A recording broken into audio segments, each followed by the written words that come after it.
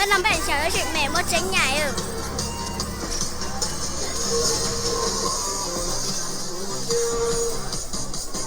Bên nổ bay đấy.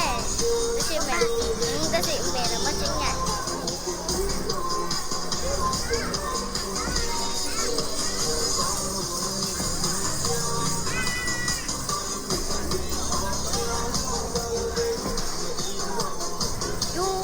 Đừng quay trốn cửa rồi.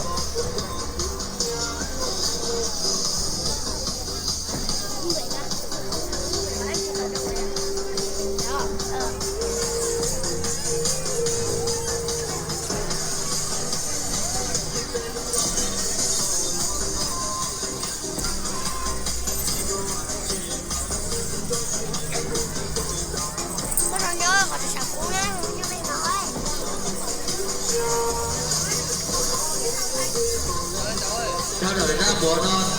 cho điện chế tổ lấy cho lời có cho ý chủ chú vùng cao xuân trinh ya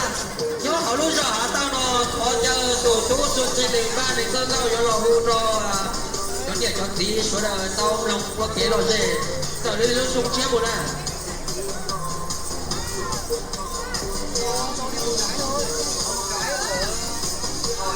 quê qua nó muộn để đi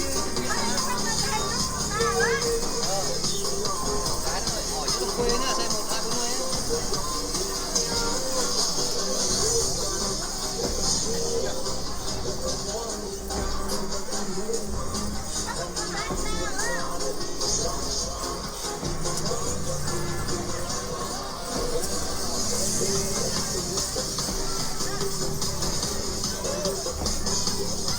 hỏi lưu số bao tiền đó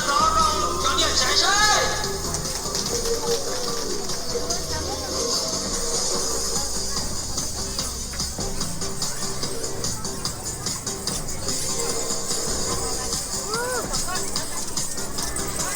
cho con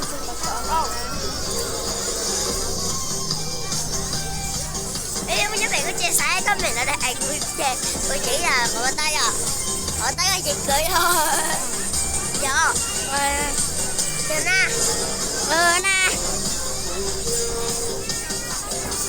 cho đi đi nó có ăn sát tệ của mò